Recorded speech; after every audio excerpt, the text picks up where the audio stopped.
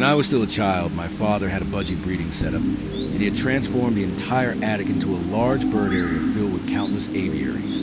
And up there lived around 500 budgies whose constant chirping filled the space. And for me as a child, it felt like a small world of its own, full of colors, sounds, and life that fascinated me every single day. Naturally, I wanted to have my own budgie, because when you stand as a child among so many birds that look at you curiously and tilt their little heads, the desire to have one yourself grows quickly. And I told my father that I absolutely wanted one, because even back then I felt drawn to these lively little animals. However, my father said that I first had to learn how to properly care for a budgie, and he patiently explained what the bird eats, how important fresh water is, and that you must make sure every day that the vitamins in the water are not missing. And he showed me step by step how to keep the cage clean, and how to recognize whether the bird is doing WL. He taught me everything I needed to know, and I practiced every day so I could be sure that later I would be able to take good care of my own budgie. And after a month in which I helped every morning to take care of the aviaries and checked every evening whether everything was fine, my father finally said that I was ready and would now get my own bye. RD, when I received my own budgie, I was overjoyed, and I named him Twitty because he was so cheerful and lively. And from that moment on, I took care of him every day, gave him fresh water, prepared his food, and talked to him as if he were a little friend who understood me. And this time shaped my love for birds forever.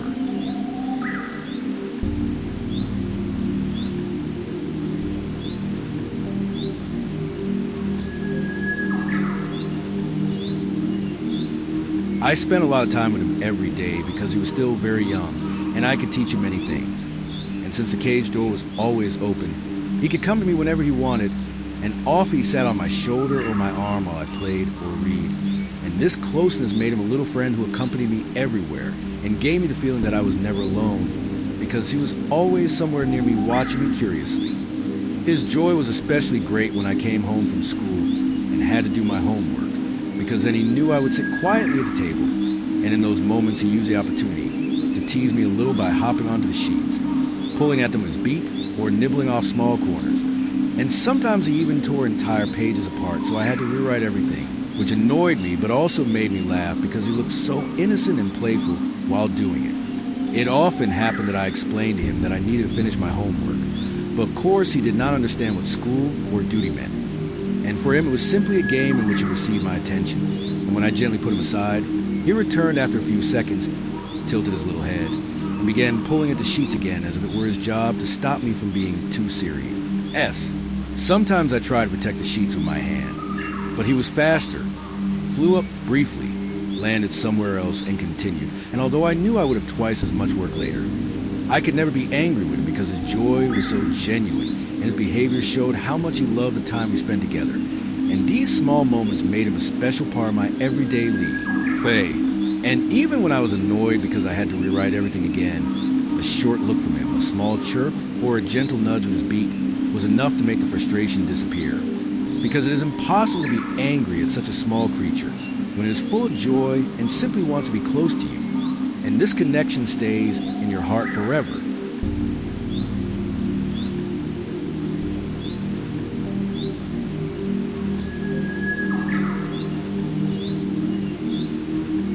At some point, he even began to speak small sentences, and when I heard it the first time, I could hardly believe it myself because his voice was very quiet and sounded almost like a whisper, but they were clearly little words he was repeating, and I was so excited that I immediately ran to my father to tell him that Twitty could speak, even though my father did not believe me at first because he thought I was imagining things. So my father came into my room with me, and Twitty flew directly toward us, landed on my hand, and looked up curiously.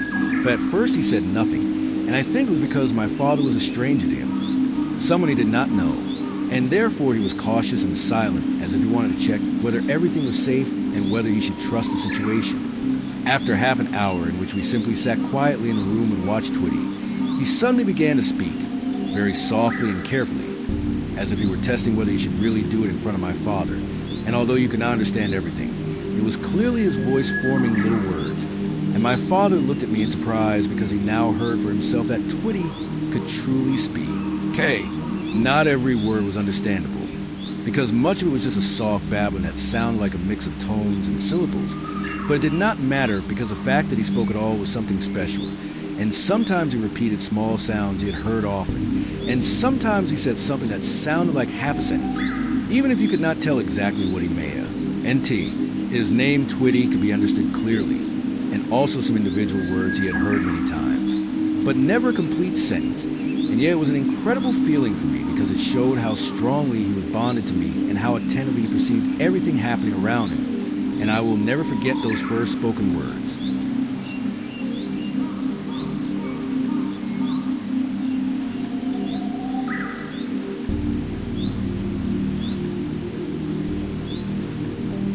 One day I noticed that he no longer came out of the cage, and even when I put my hand inside, he immediately hopped to the other perch as if he wanted to avoid me. And this behavior was completely new for him because normally he came to me right away.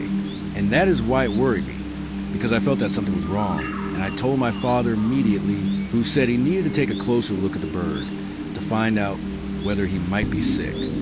My father examined him carefully, looked at his feathers, listened to his breathing, and observed how he moved. But he could not find anything except that Twitty was currently molting.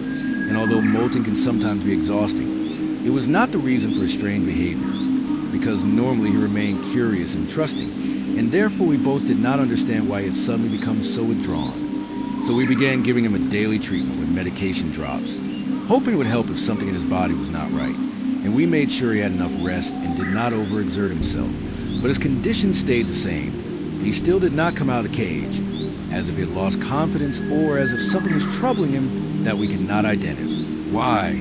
My father eventually said that Twitty might need a second budgie because I was at school every day and the bird spent many hours alone in the room. And although I always thought I gave him enough attention, I understood that he might feel lonely because budgies are very social animals that need companionship. And it made sense that he longed for a companion when I was not the I accepted that, and since my father had plenty of budgies, I was allowed to choose one that would fit well with Twitty. And I was happy about that because I hoped that a second bird would bring him joy again and help him out of his withdrawn state. And I carefully looked for a budgie that was friendly and calm so Twitty would not feel pressured, but instead gain a little friend who could keep him company.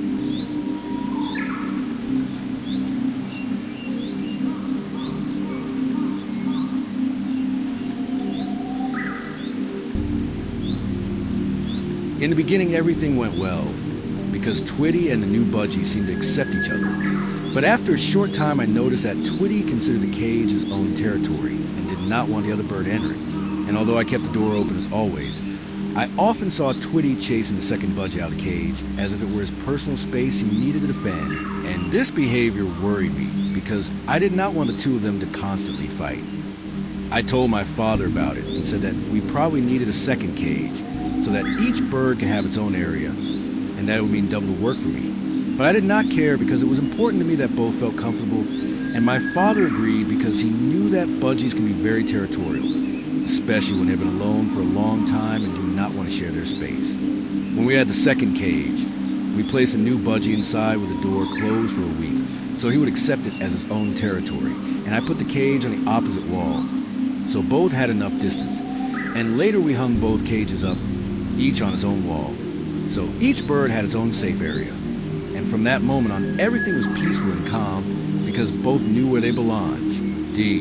Only when Twitty wanted to go into the other cage, which he wanted very often, the arguing started again because he constantly tried to steal food from the other bird or tease him. And every day I had enough fun watching this little game because sometimes it looked as if Twitty was deliberately playing tricks to provoke the other. And although it sometimes got noisy, it was still funny because neither of them ever truly got on. There was one disadvantage, however, because since I had the second budgie, Twitty did not speak a single word anymore.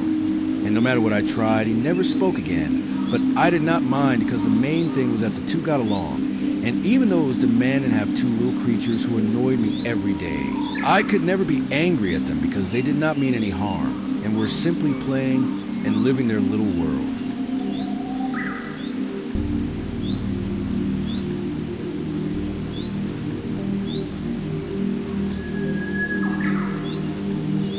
In the beginning, everything went well because Twitty and the new budgie seemed to accept each other. But after a short time, I noticed that Twitty considered the cage his own territory and did not want the other bird entering. And although I kept the door open as always, I often saw Twitty chasing the second budgie out of the cage as if it were his personal space he needed to defend. And this worried me because I did not want the two of them to constantly fight. I told my father about it and said that we probably needed a second cage so each bird could have its own area. And although it meant double the work for me, I did not care because it was important to me that both felt comfortable, and my father agreed because he knew that budgies can be territorial, especially when they've been alone for a long time and do not want to share their space with another bird.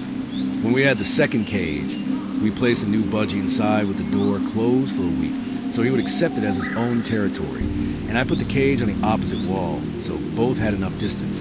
And later we hung both cages up, each on its own wall, giving each bird a safe area. And from that moment on, everything was peaceful, because both knew where they belonged and no longer disturbed each other. Or only when Twitty wanted to go into the other cage, which he wanted very often, the arguing started again, because he constantly tried to steal food or tease the other bird. And every day, I had fun watching this little game, because sometimes it looked as if Twitty was deliberately playing tricks to provoke him. And although it sometimes got noisy, it was still funny because neither of them ever truly got angry and always found their balance aga. In the end, the memory remains of two little beings who challenged me every day, made me laugh, and showed me that animals are not just pets but friends who accompany you. And if you enjoyed this film, I truly appreciate your subscription and a like because your support helps me create more documentaries. And I thank you sincerely for watching because every minute of attention means a lot to me.